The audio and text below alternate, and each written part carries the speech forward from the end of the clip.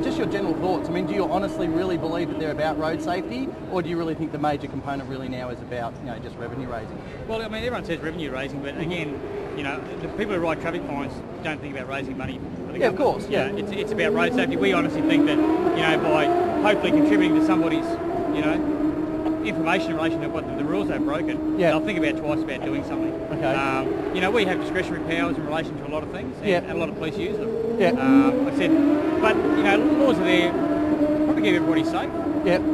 So I say, people often use the argument, well, I can quite safely drive on the motorway at 130 kilometres an hour. Yeah. And I'll say, well, do you know somebody who you wouldn't want driving on the motorway at 130 kilometres an hour? Yeah. And they go, oh yeah. Yeah. And he says, well, how do we police one person and not the other? So what if someone, for example, if the person who wanted to do 130 k's an hour, what if they'd taken the time and the effort to, say, complete an advanced driver course, and they got a certification, and most of your freeways and stuff here, 3-4 lanes, so the guys that want to do their 100 just fine, hang over the left, and the guys who've done the certification, done the courses, can maybe sit in the right-hand lane and do 130. But again, you still got to police for the lowest common denominator. Yeah, no. You might be drive say 130 kilometres an hour. Next time you get mum and dad who want to change lanes, who've got no idea, they're from interstate, whatever, and they pull straight out in front of it. So it's all about reducing risk. Yeah.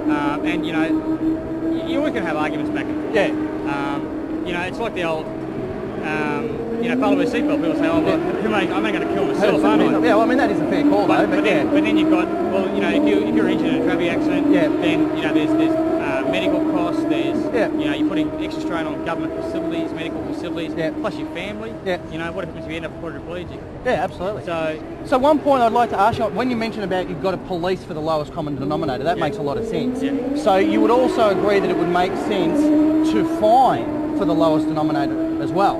So I mean, you've got a lot of people that are unemployed, single mums, people like that. They're on really, really low income. Do you think to charge them $200 for doing 10, 15 k's over the limit is fair to them? But again, that's not our call. Yeah. I'm just asking you personally. Forget about as an officer for a minute, just as a person. Do you, I understand your concept of policing for the lowest denominator. Do you think that maybe there should be a set of, I mean, because I don't know whoever your richest guy in Queensland is, Grollo or something. If he was, got a $200 fine, he doesn't care. He pulls it out of his pocket. Whereas the mum, single mum or something, for her to get a $200 fine, that might be like 3 weeks for her to try and save that up kind of thing. Yeah, it's catch-22 though, because you find the mum who's a single mum that's got a full packet of cigarettes and she's just come from KFC, so you know what I mean. So again, you've got to have just a blanket rule, no ifs or buts or maybe. Look, there's people who go through speed cameras in a company car that will just pay the $3,000 fine and never lose a point. Yeah, exactly. So and in that situation, then perhaps you would need to say, okay, well, if it's a high speed, if you're going down the road in your Porsche at 150 kilometres an hour, and you go through a speed camera, instead of just saying, okay, well, I'll just pay it as a company car and pay a $6,000 fine, which is probably nothing. To them. Then they should have to identify a driver. So do you think maybe there are still some flaws that need a little bit of ironing out with the system? Everywhere's got flaws. It's never going to be a perfect world because and when you consider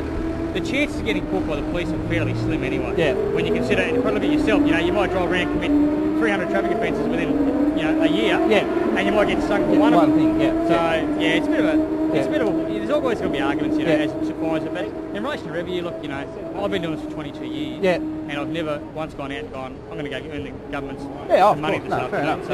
And it's normally, you find that most police are fairly, reasonable when it comes to things. I'll be quite happy to talk through people what they've done and all that sort of thing.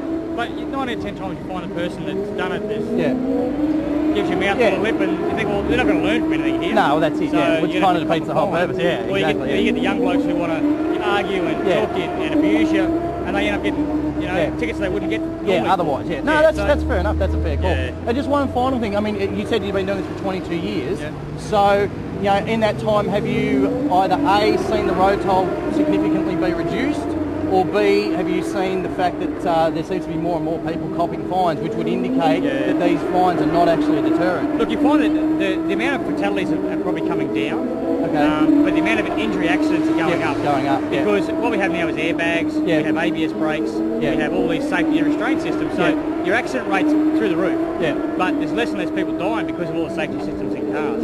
So in reality, accidents are going up. Even though we've got speed cameras and all the rest of the accidents are still going up. But it's one of those things, like we go out the motorway consistently, and you'll get someone who at 200 kilometres an hour plus. That's a regular occurrence out the motorway. And it's one of those things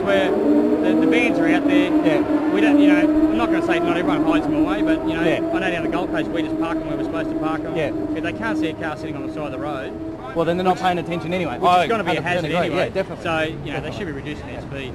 But again, people got to take responsibility for their own actions. Well, yeah, you know? no, definitely. And so there's two reasons why people die in a car accidents, and that's one, ignorance and arrogance. Yeah. You know, they're ignorant of the road rules, ignorant of their ability, the motor vehicle they're driving, or they're just plain arrogant. Arrogant, just think they can get away with anything. Yeah. So, and look, everyone's human, everyone makes mistakes. Yeah. So it's just been learning from those mistakes. No, I think the key is taking responsibility. People need to take responsibility for their actions. Yeah. Beautiful. Thanks very much for your time. No problem Appreciate at all. it. Thank you. Cheers.